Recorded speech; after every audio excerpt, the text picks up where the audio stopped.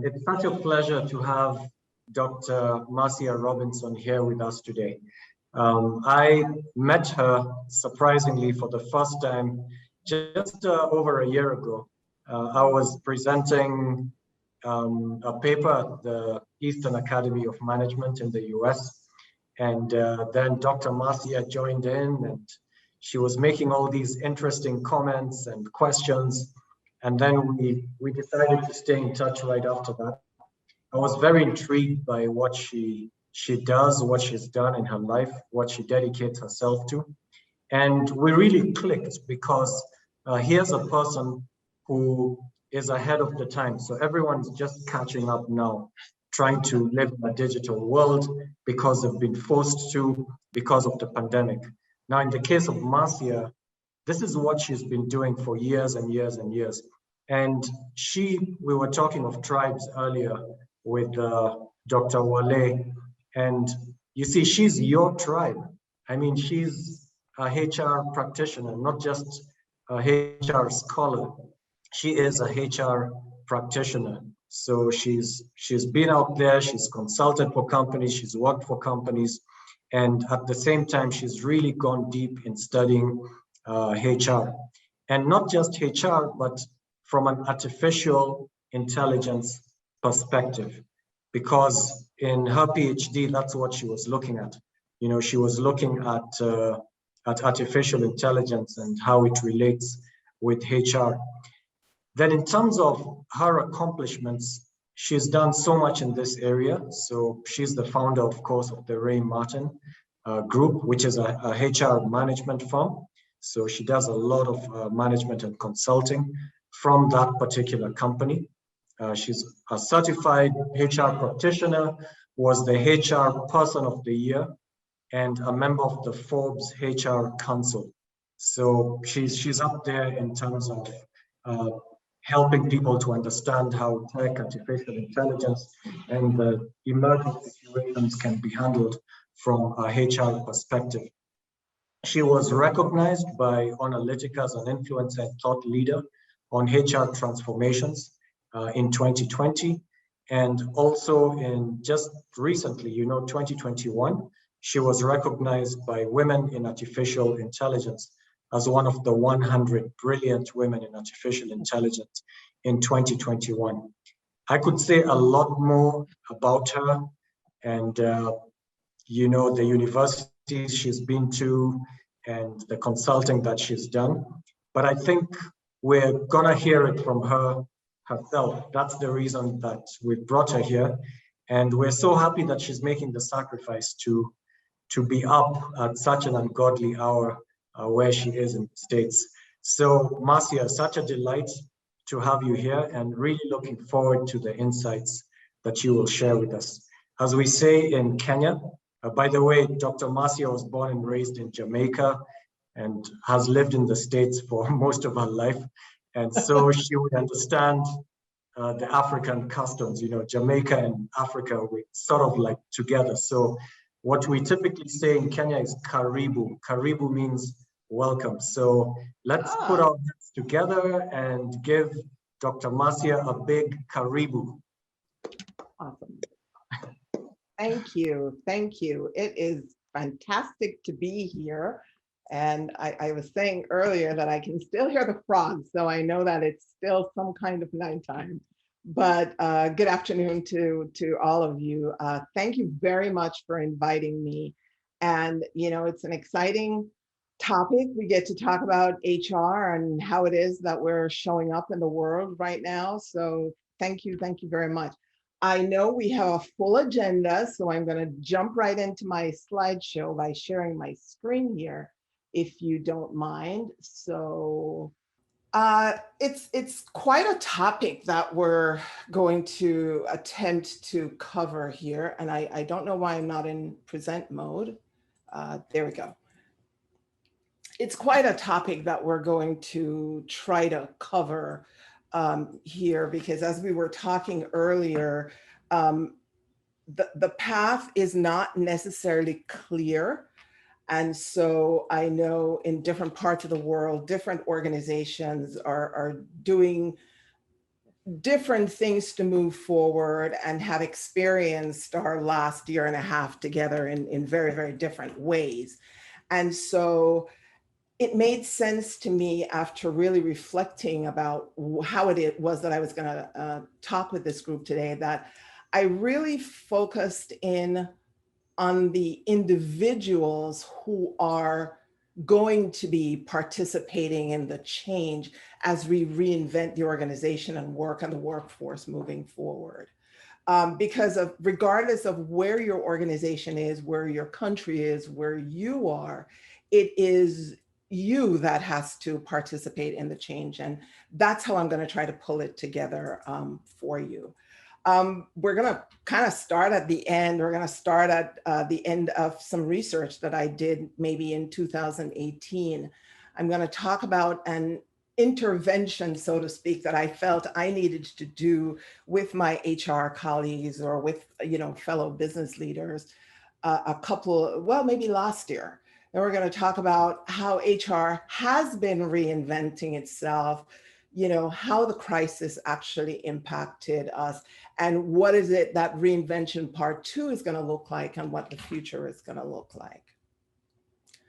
So I'm going to start at the end, and I'm going to start at the end of two transitions that I had to go through myself. I'm sure there are people in the room who have been through, whether it's a simple organizational change to, change the way someone applies for leave, for example, or you've been through big organizational changes. Oh, we're growing an entire different vertical market someplace. Or if, like I have, you have participated in industries that have evolved. And the first industry that I participated in that really evolved for a lot of different reasons was the corporate travel industry. I remember getting into significant conversations with people as to why is it that an airline ticket needed to have 5 different tearaway sheets inside of one airline ticket. And if you can see the photo here, you'll see that it's being printed on a special dot matrix printer that's inside of, a travel agent's office. And I remember saying, why can't we just print this on, just one sheet of paper or on a regular printer? Well, here comes electronic ticketing. Here comes shorter lines at the airport for check-in. Here comes all these changes that were happening. Here comes accessing 5 different major airline systems through one Windows portal. Revolutionized the travel industry. And I was fortunate in that I was in the industry at the time and willing to be one of those, what we call guinea pigs, where you're willing to help to participate in the experiment. And so I was one of 4 corporate travel leaders that had the opportunity to start working remotely. This is 20 years ago. And I remember in college writing a paper about telecommuting as a strategic HR tool 20 years ago. And my commute went from 60 miles on a freeway in California to 60 seconds inside of my house. And I could be having conversations with executive leadership for whom I was coordinating corporate travel anywhere in the world. And I was able to actually act as if I was sitting in a travel agent's office with all of their pertinent travel details, and everything was available to me. And at the time, I was a supervisor or a manager inside of a big call center. And when they were looking for volunteers to say, let's test this remote work, I said, yeah, I'll do it. They're like, well, you're a supervisor. You can't supervise people remotely. So I said, that's okay. Put me back to being an agent. And as soon as I started working remotely, within 2 weeks, I was taking on pieces of the work that I already had the skills to do. I could still train people. I could still talk to, the most executive clientele that the agencies handled. And so we ended up developing a whole new type of job, and it was the remote supervisor.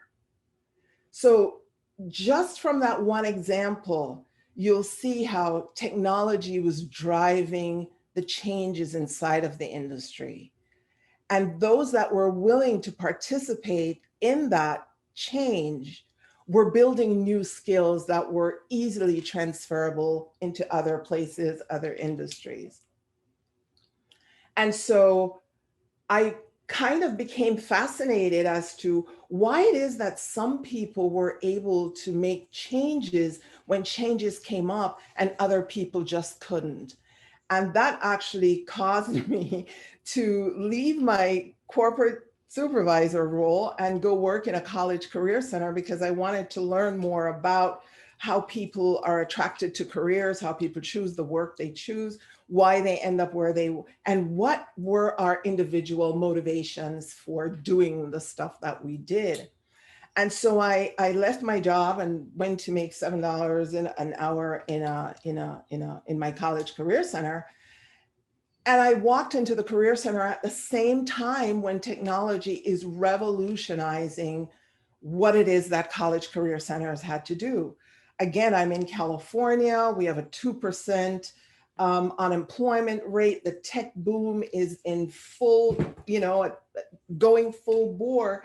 And I, again, meet up on professionals who, we're counselors. We don't understand why this is happening to us.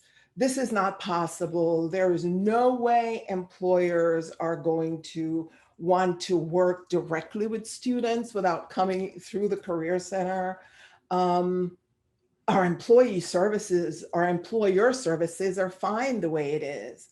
And I went in as someone with an HR background, a training background, and I was looking at the college environment very, very differently.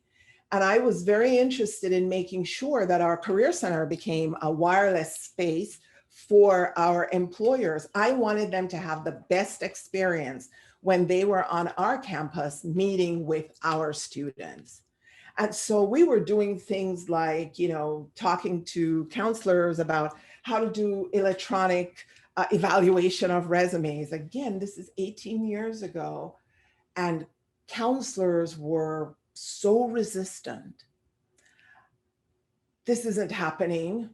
Nothing's changing.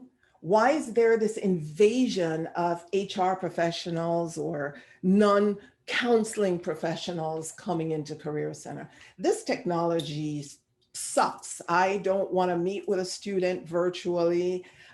I don't want to talk to a student on the phone. And they were denying it right up until it was working really, really well. I was helping to redesign our website presence, knowing that we needed to meet students or meet people wherever they were, making it an online registration for employers to come to our career events.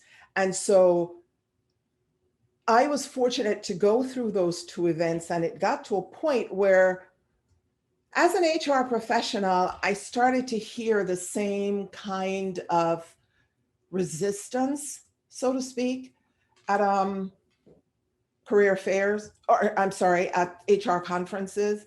I'm a member of a local chapter of our Society for HR Managers, and I was hearing the same kinds of things like, why are all these people invading the HR profession? Why is it that finance thinks that they know HR? Where are all these data analytics people coming from? Human resources about the human component. So I don't get why, they're coming into the profession. And I would try to engage conversation because at the time I was working on doing my doctoral work and, trying to understand the attitudes and perspectives of those people who were going through the change because I'd seen it before. And I remember realizing that aha moment in my research, which is that it is the human challenges that are associated with change that can often be overlooked. And it is actually the most important piece of the change. So my philosophy is, regardless of what is coming, where we are with it, where you are, so much of how you react and respond to the change or participate in the change is going to be about you. and who you are and what skills you're building. So Armenakis says that adopting an administrative or technological innovation requires similar adjustments in the paradigms and behaviors of those who are expected to use the innovation, as well as those who are implementing whether or modifying the strategy or the structure or the system that we're trying to change.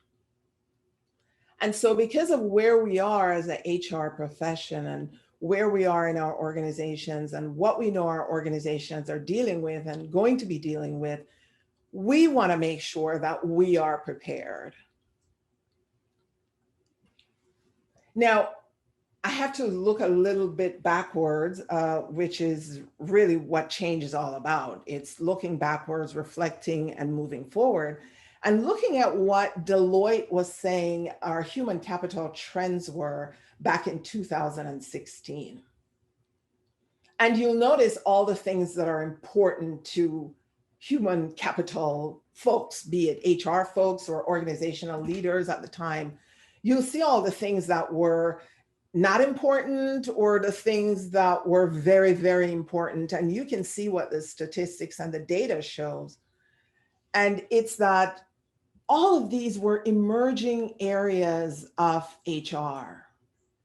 The robotics cognitive computing line, you'll see that back in 2016, it was important or very important to 40% of folks. By 2018, that number had changed and it was now important to, 72% of folks. I'm sorry, I'm just moving back here so I can see my screen. But these were the shifts that were happening in HR. Leadership of HR was becoming really, really critical. Digital HR, people analytics, diversity and inclusion, the augmented workspace, what we were going to do with temporary employees, gig employees, part-time employees, and how, because of the scarcity of talent, we were going to have to focus on skills regardless of where people were picking those skills up. So I was looking at the time as how it is that workplace automation, organizational change, worker attitudes, and the human resources functions were going to kind of come together.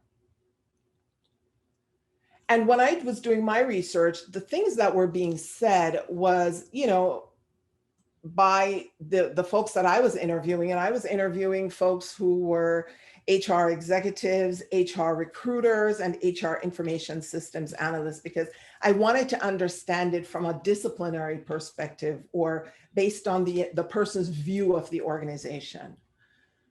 So some of the responses I was getting was that current HR we weren't going to change because, you know what, our company is a slow adopter anyway. And that came from a major pharmaceutical HR leader. I was hearing things that, recruiters are not going to be replaced by machines, and no one really is expecting that. But we do know that there are tools that are going to impact the recruiter's work. I was hearing HR knowledge work jobs like recruiting, that these are not manufacturing jobs that can very easily be replaced. And I was hearing that it doesn't matter what happens, HR employees would always remain necessary because of that personal relationship that had to happen between a job applicant and employee. Now, somewhere, no one was necessarily saying to HR professionals, job applicants are kind of becoming very frustrated with how it is that they're working with recruiters.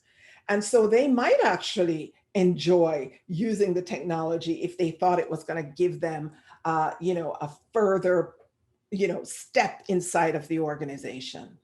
They like scheduling interviews using electronic tools and, showing up for positions, but the HR professionals might not have been hearing that. Even in 2018, a survey that was done by the IBM Institute for Business Values, along with Oxford University's economics department, showed that 48% of chief HR officers felt that they needed to represent the voice of the employee in the C-suite. This is kind of foreign to me in that how is it that you are a chief HR officer and you don't believe that part of your role is to represent the voice of the employees in the organization? As the HR professional, we should be aware of the C-suite and the factory floor, and we should be aware of the dynamics between both. And we need to be able to represent the voice. How are you going to speak for the employee experience if you don't believe that it is your role to represent the voice of, the voice of the employee in the C-suite? Only 50% of HR leaders viewed themselves as a critical change agent. So at a time when HR is going through these enormous changes, only half of the HR leaders were viewing themselves as a critical change agent.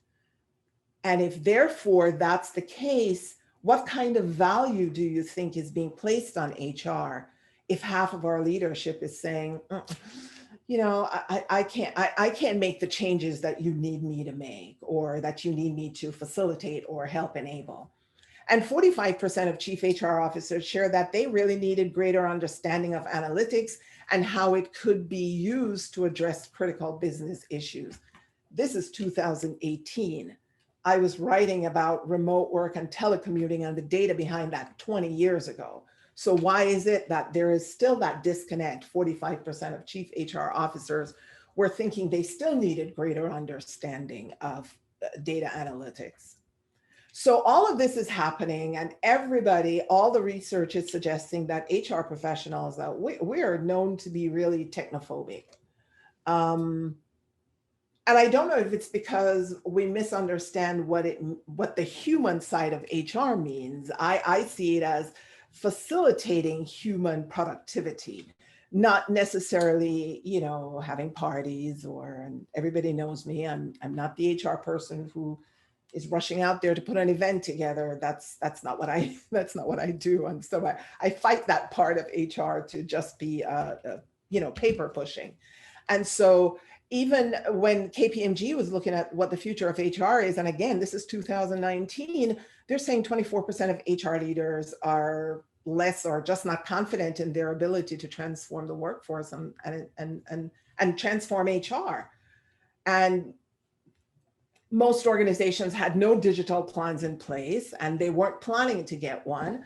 And, I shared with you what the head of a major pharmaceutical firm said to me, or what the head of HR said, that we were generally timid of HR, and that HR was never going to be able to use predictive insights and use the data that we actually collect in HR, because we probably have more data on our people than any other place inside of the organization.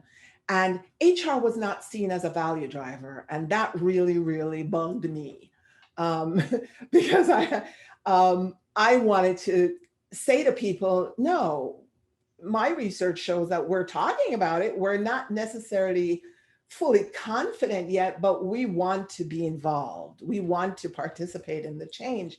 But again, I'm at HR conferences. I am showing up at artificial intelligence and technology conferences, and I'm asking questions like, what are the ethical considerations behind the technology that you're building? Because to me, if we're going to be putting, biological intelligence and artificial intelligence together to be productive, you really needed to understand how humans were thinking. So I was in these rooms with, a lot of technology folks, and I'm like, wait a minute, they're doing the designs for us. And here I am asking questions that they can't answer, or forcing them to pay attention to certain things as they are moving through their development processes, and really trying to engage the idea of having interdisciplinary teams as we build these new systems and evolve our workplaces moving forward, that you really couldn't be doing it without HR. And so in early 2020, I decided that I needed to say to people, HR is changing.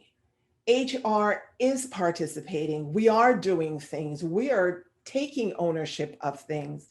And so I put together what I call was, I wanted to say, here are the 7 actions that prove to me that HR is ready for the raging 2020s.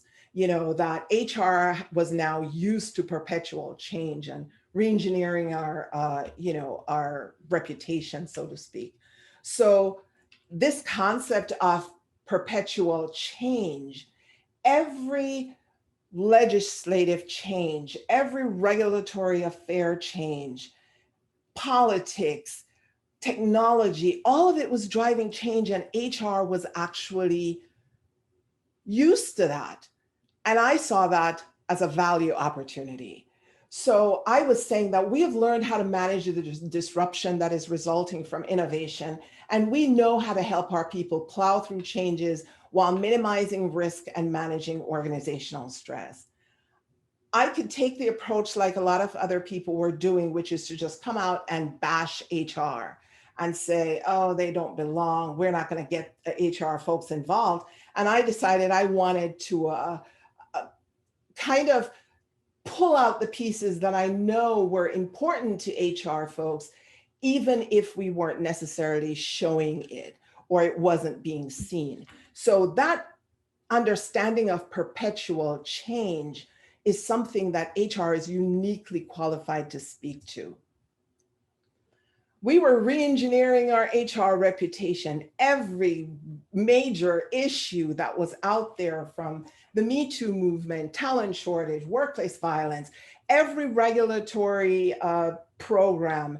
And I know you have had regulatory changes yourself in Kenya. So you know how all of those translate into being operationalized in a HR function.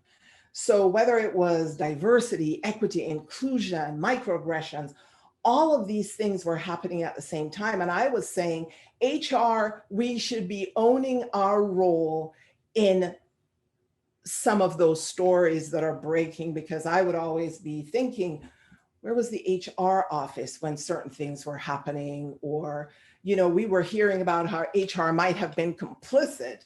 And, no, that's not our role. Our role is not just to be complicit with what management or leadership wants. It's to actually be that voice that's going to represent our employees as well. So I knew that we had to take ownership of re-engineering our reputations. When reports like this, would come out, and this is back in 2019, and you're seeing that Microsoft and Apple and Google and Facebook, all these major organizations are putting out demographic data that really shows the discrepancy that's happening inside of their organizations in terms of equity and inclusion and who's participating and who is not. And you think to yourself, well, how does an organization that expects to change expect to do so effectively with these kinds of breakdowns happening inside of the organization? And when you look at it and you say, yeah, those are big company names, but inside of those organizations, they are HR professionals that are facilitating some of this discomfort, some of this not hearing the voices of employees. And so the third bullet for me was that the employee experience needed to be more front and center. And maybe that was how we were gonna, increase the number of HR executives who were gonna say, oh, we are the voice of our people inside of the C-suite, was by really focusing on employee experience, because at the time, talent management and talent attention was critical because there was such a talent shortage. We were in a benefits revolution. We had to be thinking about how is it that one size fits all benefits weren't going to work anymore once you start looking at that data and how organizations were breaking down in terms of demographics. You had to start thinking about benefits in terms of, are there things that we need to be doing? Are there systems that we have in place that's based on that structure? But if we want to change that structure, what do we have to change? So organizations, HR professionals started to listen more. And I remember in 2019 where, IBM in a survey was saying 68% of C-suite executives expected to prioritize customer experience over product in future business cycles. And I'm like, whoa, wouldn't it be nice if 68% of C-suite executives expected to prioritize employee experiences over product in future business cycles? That's not what they were asking, but I was thinking that that's really what the orientation should be. There was huge data explosion that was happening, and I wanted people to understand that HR was playing a role there. Sentiment analysis, we could know what our employees were thinking because they'd be putting it out there on social media. All of the data that was coming into the human resource profession. HR technology was evolving really, really fast. Security issues, privacy issues, all of these issues were translating into policies that HR was very, very much involved with. And I wanted people to know that. And I wanted people to understand that our silos were crumbling, that as HR professionals, if we're focused on our employee experience, then we shouldn't be pointing to, oh, that's not my area of HR, that's over there. That we couldn't be doing that. And whether we're on global HR teams or we're running solo practices, that we needed people to know that we were working to create more collaborative silos. HR as a function was going to work for your organization. We needed to up our business skills. And I wanted to reassure HR professionals that yes, we can do that. And I wanted to reassure other people that we are aware, of how it is that changes are going to trickle down through organizations. Even though McKinsey is saying that despite decades of trying to focus these HR business partners on strategic issues, many of our clients voice a common refrain that a great HR business partner is quite hard to find. That's McKinsey's very nice way of saying, HR folks, you're really not flexing your business muscles like you should. And I wanted to be able to say, yes, we are going to do that. We hear you. And that makes absolute sense. And more importantly, I felt that we needed to let people understand that there is no department in the organization that is as comfortable with ambiguity as the HR office.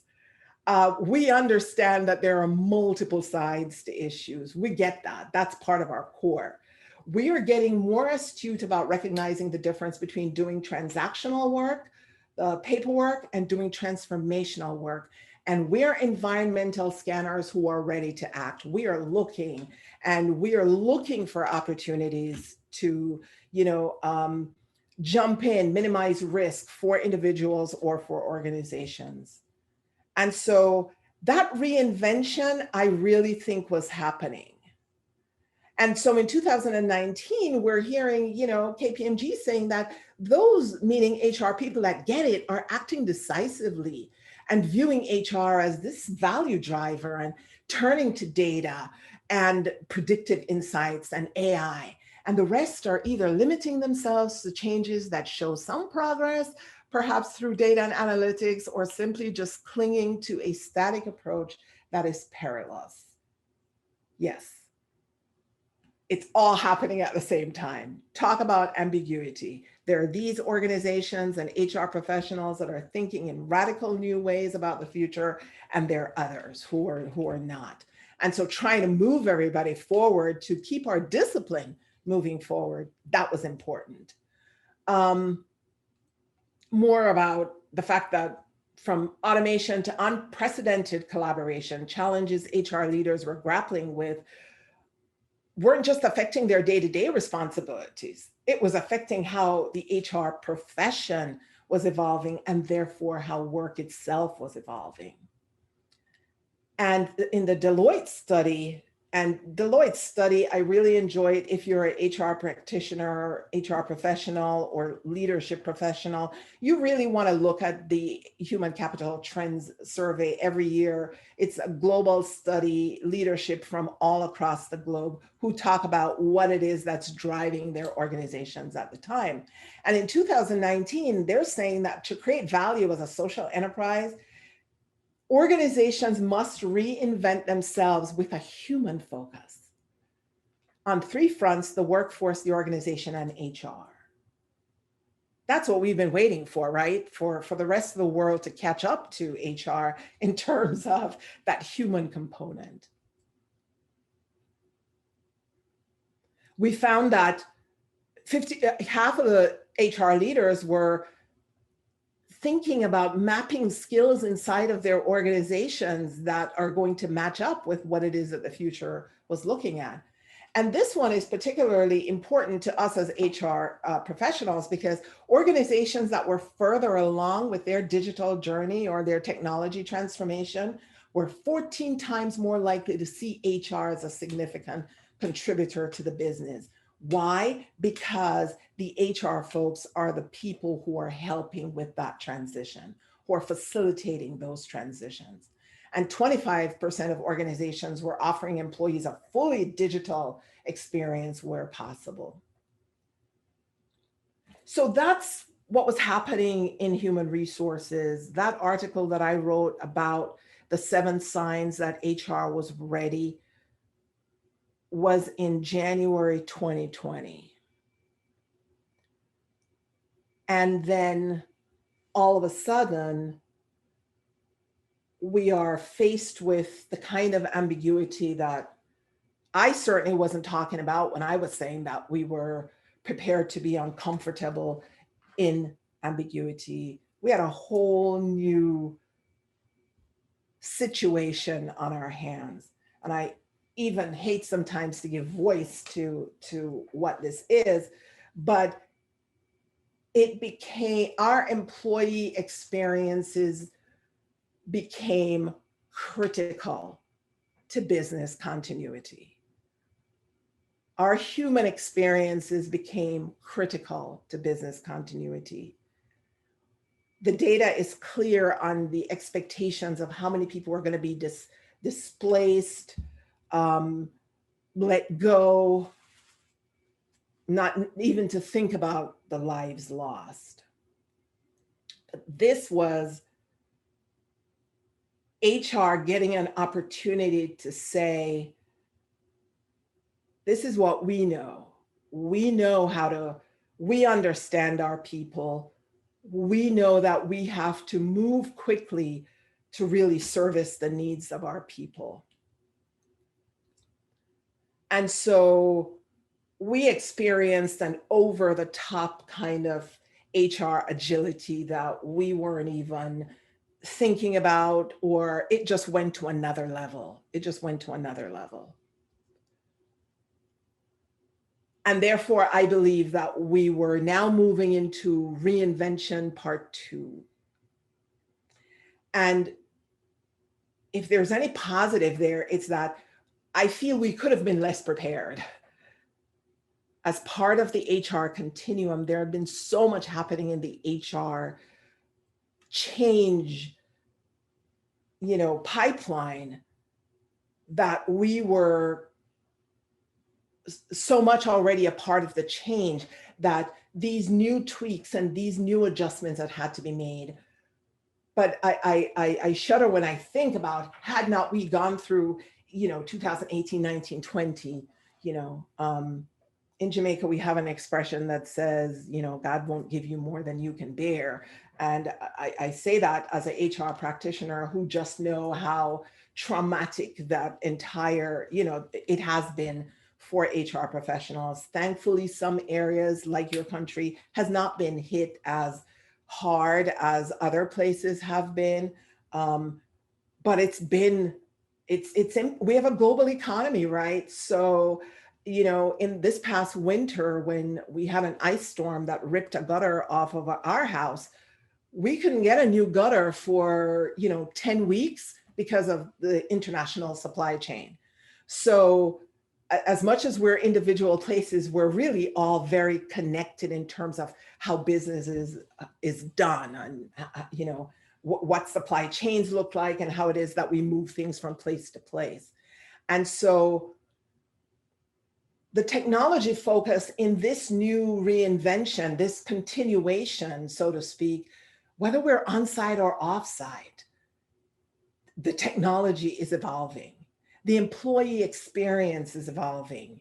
No longer can benefits be about one size fits all. This is what we do. This is where you have to fit, because it was so often during this time where we might have 3 employees and one is worried about healthcare, one is worried about childcare, one is worried about elder care. Which ones are we covering? Which ones are we supporting our employees through?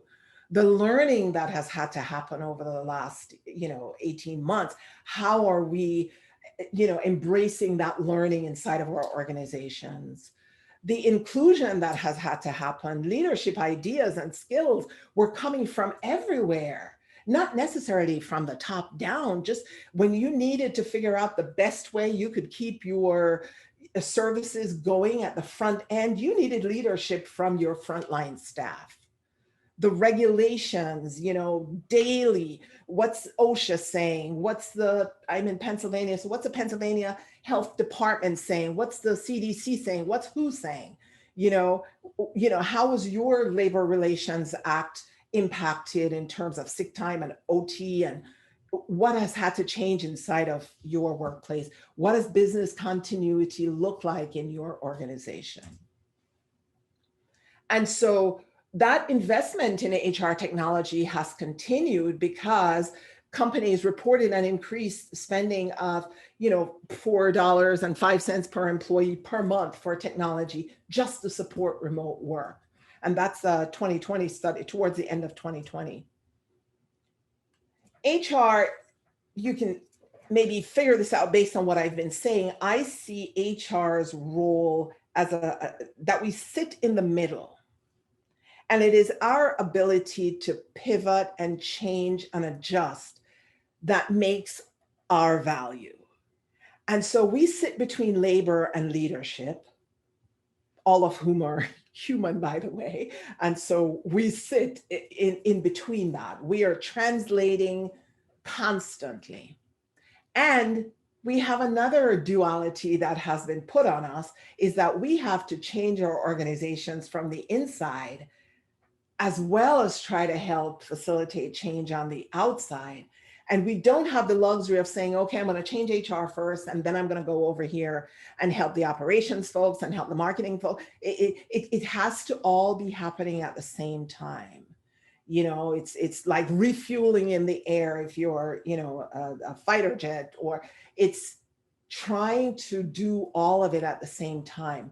So I believe that it is in this sitting in these pivotal roles that HR really has the opportunity to flex and to drive things, to communicate, and to really be an important link inside of the organization. But for HR to do that really well, HR has to understand itself really, really well. And so HR, we need to look at our own attitudes and perspectives towards things. In my research, I identified these 5 kinds of attitudes or beliefs in terms of the way a person looks at change and how it's impacting them. And it's maybe a little hard to see on these slides, but I've kind of bolded the 5 words. One was coping, trust, curiosity, fear, and excitement. And so as part of your organization, you want to be thinking about how are your HR practitioners thinking? And if it's just you as the only person in your HR function, then you need to be thinking about all these changes, everything that's on the horizon. Am I seeing it with excitement, curiosity, trust, fear, or am I just coping? Am I just feeling like it's happening to me and therefore I'm just rolling with the punches? I heard that a lot when I was doing my research. And on the left side, it's the HRE, the HR executives, HR recruiters, and HR information systems analysts. And it struck me that the only group that did not feel any excitement about the use of artificial intelligence in hiring were the recruiters. The executives could see somewhat of what the potential could be in terms of saving money, saving time, productivity, et cetera. The IT folks, they were happy to see it just because it was IT. But here are the HR recruiters for whom it's closest to, the possibility exists that their jobs could change. And they were the ones that weren't seeing any excitement. But overall, the belief system that actually had the most people or the most statements was about coping. Everybody was on the coping bandwagon.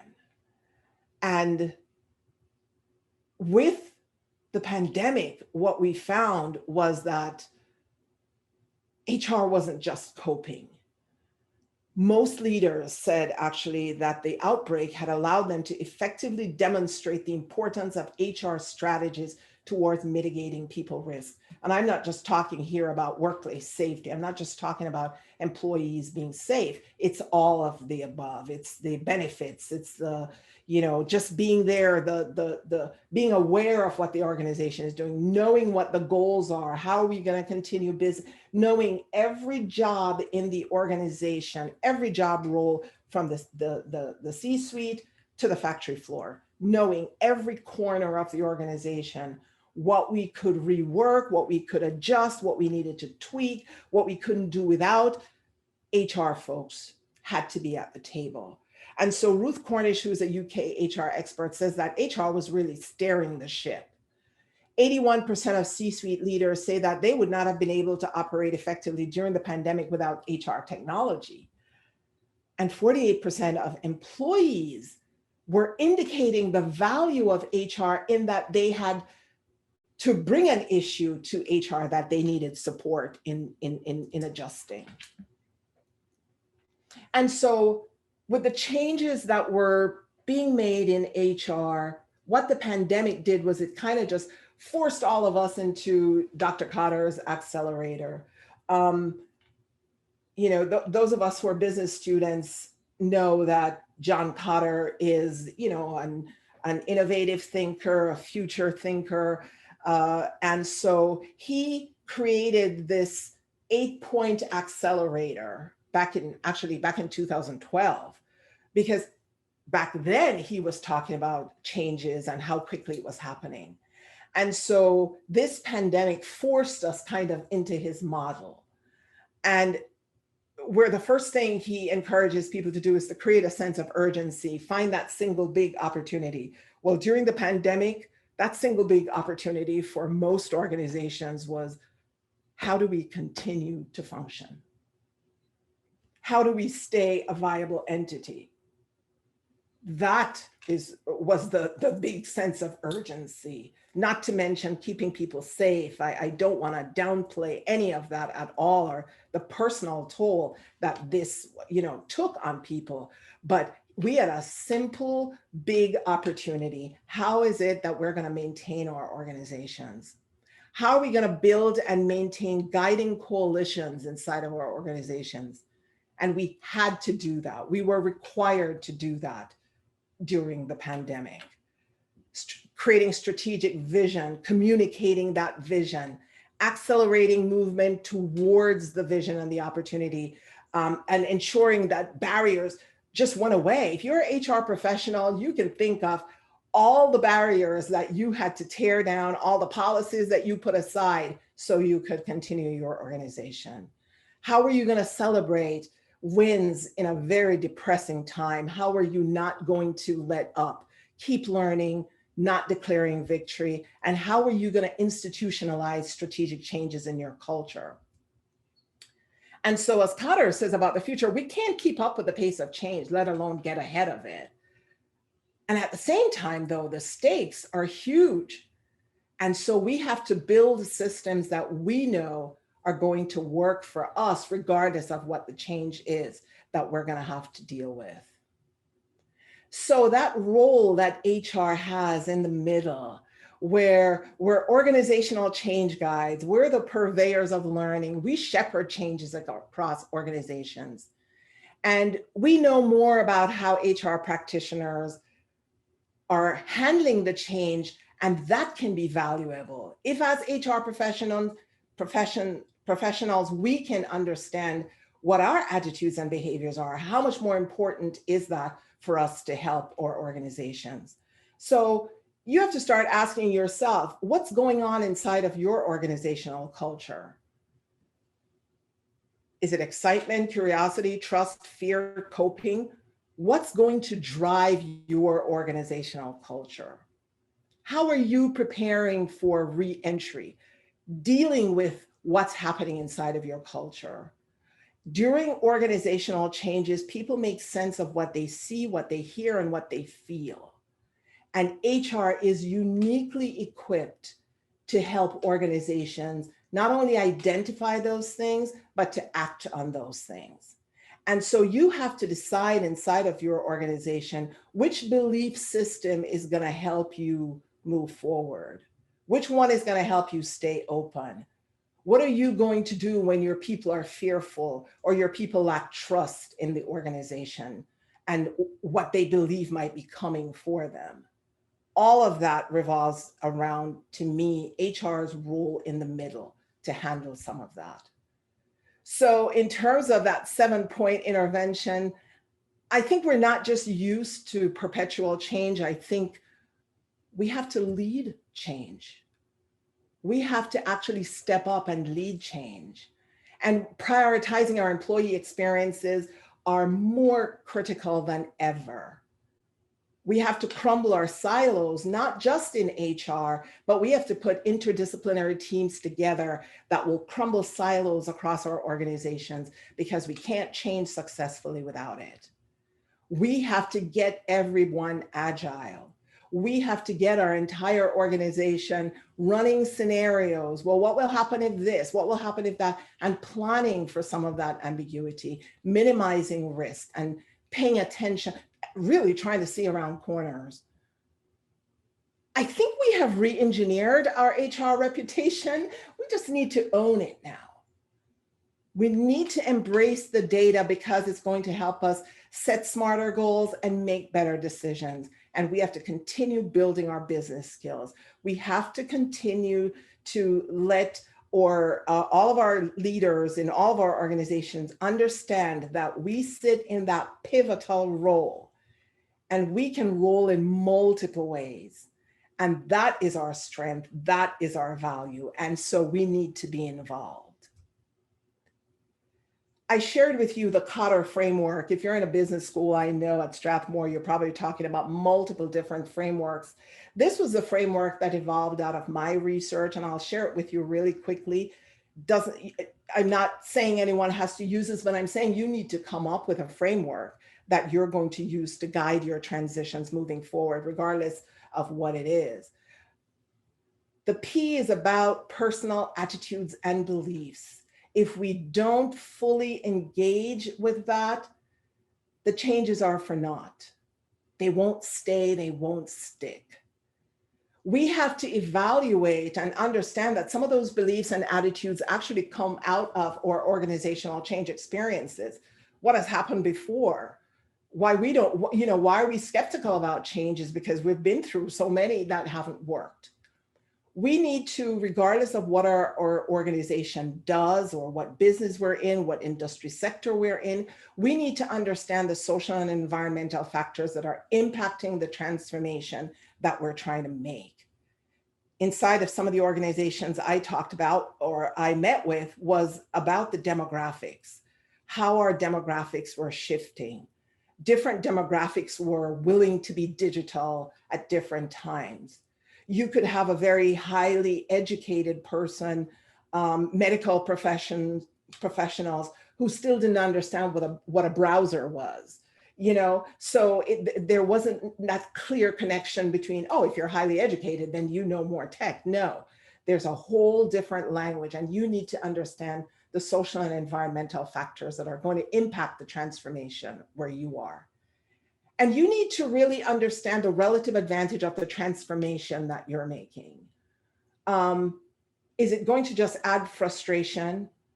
Is it consistent with the values of the organization that you're in? Are you bringing in new tools that just won't work with the old tools?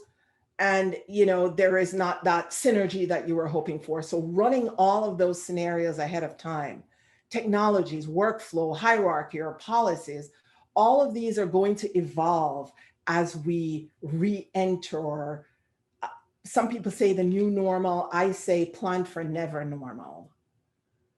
And so if you can plan for never normal, your goal is to not be the weakest link inside of your organization. Your goal is to not have HR be the weakest link inside of the value chain, inside of the organization. I love this Kenyan phrase that a rope parts where it's thinnest. I'm from Jamaica. We have a saying that says, anyway, Margate Brook.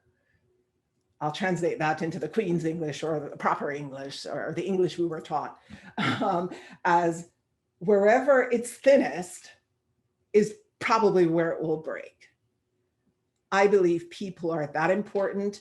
I believe that HR professionals and practitioners get that like nobody else does. And so we want to make sure we keep HR strong. Any questions?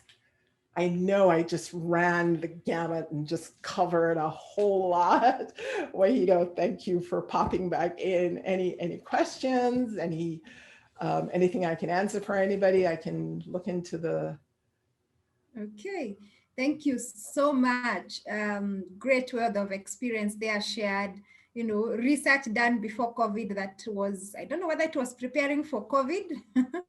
Looks like, and of course, what do we need to do in this new era? Because I don't think there's post-COVID. I think we're just going to live with it. I can take just one question because of time, maybe just Sure. one question, and I'm asking for your patience. Sure. For your patience. Question. I can't see anything on the chat. Good. I answered everything. Any question? Let me give it a.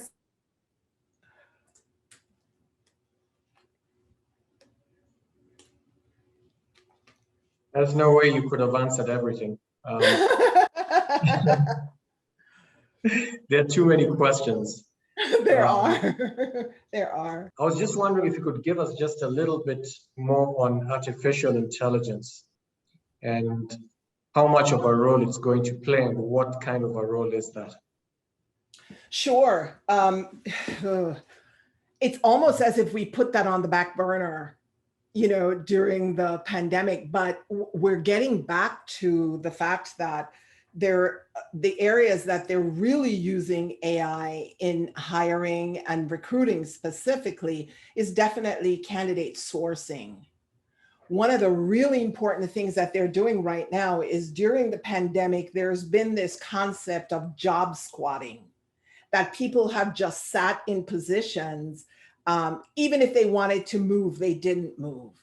And so there are lots of organizations that are now engaging artificial intelligence technology to go out and get a sense of who's ready to move, who is at that point in their career or their profession where, like an HR professional, want to leave and go to another company. You know, is your organization a remote organization? Is it allowing remote?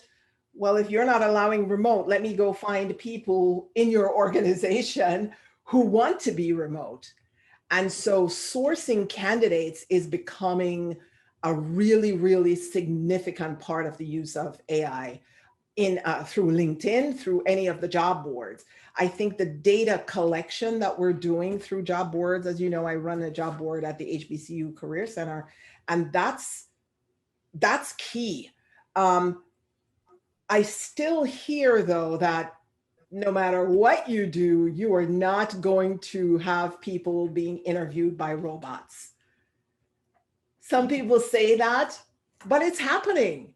You know, I've talked to teachers who have had to sit in meetings with chatbots and who get up frustrated out of the interview. But the spend on technology over the last year and a half wasn't as much on the artificial intelligence technology as was before. It was just on remote work technology. And I did some work the other day for SAP through their Sapphire Now initiative or their Success Factors initiative.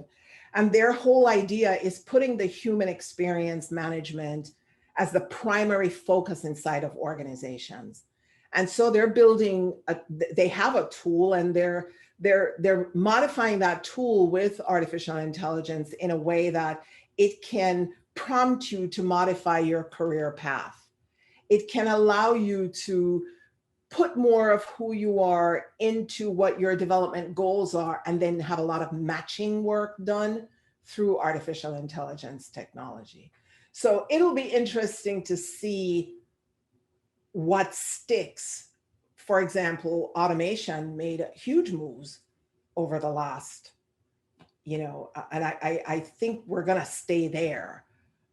I don't think we're going to rehire everybody who we lost, because we've put some systems in place that will handle certain things, from call center operations to food process, food delivery. There's a lot of automation happening, and I'm not sure how much of it is going to stay as we go through this next phase, because we're already hearing companies say, we want to go back to February 2020. Would be a mistake, but you still have companies that are doing that. So it's one big technological dish, and it's playing itself out. Yeah, actually, talking of AI, and earlier on you were talking about HR now being recognized. It's now coming to the foreground. It's playing a bigger role.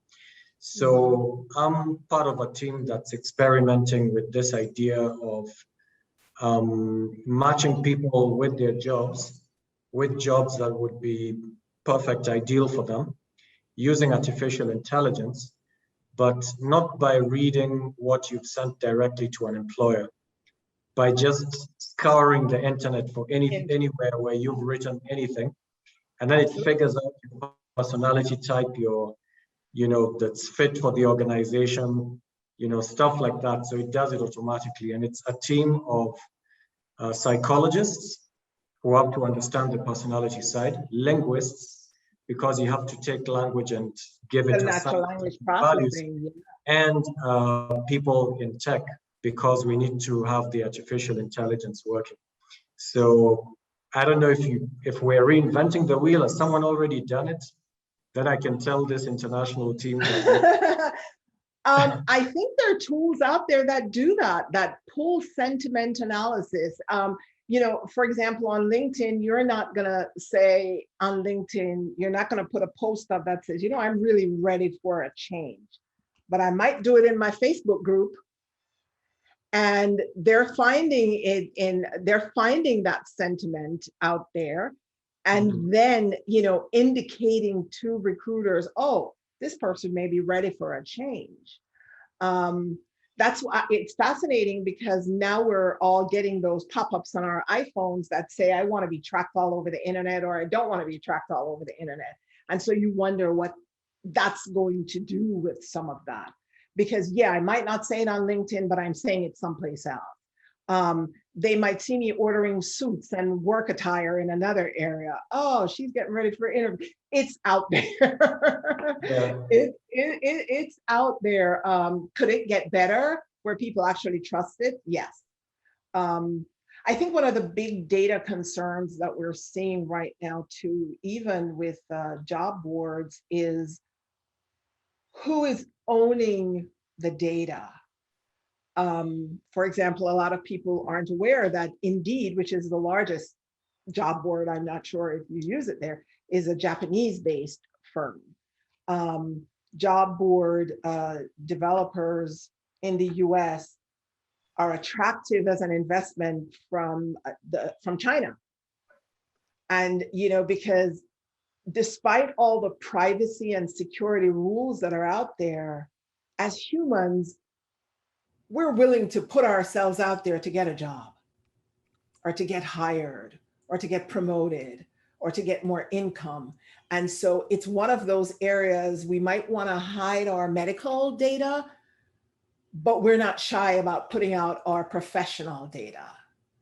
And my feeling is that some of that, if I have insights into every time an organization creates a new role, I have an insight into what my competition might be doing, what jobs are they developing on the inside, that they're going to be sharing with the world, that I am able to say, oh, they might be going in this direction or going in that direction. I think it's fascinating, everything that's happening and where it could go and the role we're going to play as humans and as human resource professionals. Yeah, I mean, talking about that, you talked about finally the human is coming back. And in an earlier conversation in the panel just before this, we were talking about the importance of being the same person everywhere, being consistent, say as a leader, that's the best way to pass on culture. Your actions reflect your words. So even though you've talked now about data protection, someone saying you can't access this data, you can't make decisions based on what you saw in this department of my life. I mean, I think to some extent, I mean, I'm not arguing against data privacy. I'm just saying that if you live inconsistently, artificial intelligence is going to find you out. So bad as it may be that people can make decisions about you based on information in other domains, if it's true, then you're paying the price of living a double life. I don't know what your reaction to that is. My initial thought is, if it's true, and how we would break that phrase out, because there is so much manipulation that is possible. And in the HR, on the HR side, I've run search committees in higher education where I would have people come into the public setting where the top 3 candidates might be answering questions from the university community, and be blindsided with people asking questions about something they discovered on the internet about a candidate, and having the candidates have to say, that's not me. That's you didn't do enough research. That's not me. That's part of the challenge.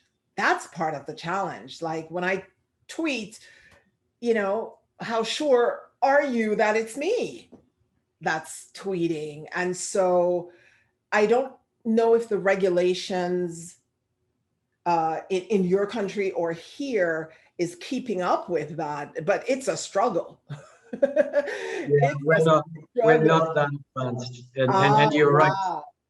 You're right. I hadn't thought about the unfairness that can come about by just trusting technology, and we know that it can make errors. And I can see a question on the chat from Amy Rose, and Amy Rose is asking, she says, I'm totally bought on the idea of benefits that are not a one-size-fit. Please share some tips on how to sell this to the C-suite. Wow. Wow. Yeah. It really starts with, I think, doing the needs assessment. In one of my slides, I talked about what the culture is inside of your organization around needs assessment. And is that fear or trust? So if you were to survey your employees and your employees are telling you what's important to them, would they give you the right information? Would they give you correct information because they're coming from a place of trust? They believe that when you ask, that you're actually going to respond to what the results say. But sitting down with leadership and saying, here was our budget for benefits. Here is what we spent. Here's what our people are saying through that needs assessment survey, bringing that data. Here's what our people are saying. Here are the benefits that were used. For example, I've known one organization, one of the big benefits they tout is tuition reimbursement. We'll help you pay for your higher education or training. But when you have a staff that is so set in their roles, there is no growth in those roles. So even though you're touting training and you have a line item on the books for training, it's never used. How could you use those dollars? how could you change what training actually meant? 10 years ago, meaning you had to be going to a university, a 4-year degree, college. Whereas now you could be looking at a professional development certificate program. Could you change that because that's what your people need right now? Could you allow for, here's how much we're talking about for health and medical benefits. But let's say we don't have a component for wellness, for a gym membership, for psychological counseling, if that's what I need, for physical therapy, if that's what I need. How can you pull the data from your employees? Because they're out there in the world too. They know what other organizations are doing. And one of the things that you have to really sell to your employer is the time and energy we've invested in our existing staff. We don't want them walking away. So how can we be more responsive by saying, we've budgeted this amount. Let's find some brokers that we can work with. What's the best deal we can get so that the person who needs healthcare can have support, person who needs elder care, person who needs childcare can have support. And sometimes it's not even, when I say benefits, it's not even dollars attached to it, but it's an evaluation of, does our business really need to be Monday through Friday, 9 to 5? So let's say there is a person who has elder care needs or childcare needs. Would an alternative schedule be a benefit that that person could use? We have to think broadly about what benefits actually mean. And so we have found that as humans, we like flex time. We like control of, none of us like to sit for 2 hours in traffic to get to an office. What we found during the pandemic when we had to shut down these buildings was some of these things that we thought were benefits and perks for our employees, like the table tennis board and the pool halls. They weren't using those. They were at their homes doing the work, and that's the benefit that they care about. Can I take a break in the middle of the day and go pick up my child, go to a soccer match, and can I come back and finish the rest of my day later on? So those are two things I would think about. One is broadening that perspective of what benefits actually mean and surveying employees. And the third thing would be going at it from a staff retention perspective, that we want to keep these skills that we have and we want to keep them inside of our organization. We don't want to lose them. So how can we look at what we spend on benefits and see what other kinds of things we can do? And organizations here are definitely doing that. Great principle for us to just use to relook the situation. There's some things we don't see as benefits. They're not termed as benefits, but they really are. Like the way they act, the sort of influence and impact they have on people, they are benefits and disincentives as well. So we could use the same principle. And so thank you so much, Dr. Robinson. I don't know if you have any parting shots, just issues you think people should look at. We definitely want, the work you've been doing. There was a slide there with publications and research you've done that I think would be useful for the attendees to have. So, with your permission, we could share that with them. But for now, if you could just give us your parting shots, something for your brothers and sisters here in Africa. I am thrilled to be here. This is my first time presenting, Africa, and I will be there on the ground if you think you ever need me to do that again. Yes. So no, I appreciate the opportunity because it gave me the timing is perfect, and it gave me really an opportunity to think about how do you engage around change when you don't know what you're changing to. And so having that open mind, having that flexibility, having that concept that as the HR professional, you may be the clearest thinking person at the table because you understand the ambiguity that people are living with and how that is a value that you bring to the table. And if we have leaders in the room who haven't fully engaged their HR professionals, that should be a goal. Fully engage your HR professional because they should be aware of your organization. And as HR practitioners, we should be looking for how it is that we can bring our value, that pivotal position that we sit in, you know, where, you know, I like movement as a person out of the Caribbean. So it's like that role suits me because what do you need? What do you need? What do you need? And so we are the filters that can really manage that role effectively inside of an organization versus your, you know, your operations folks, your finance folks. And we have the voice of the people. And I think we just want to be confident in how we express that. So I thank you for having me. I hope the rest of your conference is awesome. Thank you so very much, Dr. Marcia. I'm now going to hand it over to Hito. We definitely want to see you on the ground here in Africa, and you know, we'll stay in touch and keep doing that. So for now, if you would just stay for a few minutes, Wahito is going to give us some final remarks. So thank you very, very much. We really appreciate it. You're welcome. You're welcome. You get a chance to catch some sleep.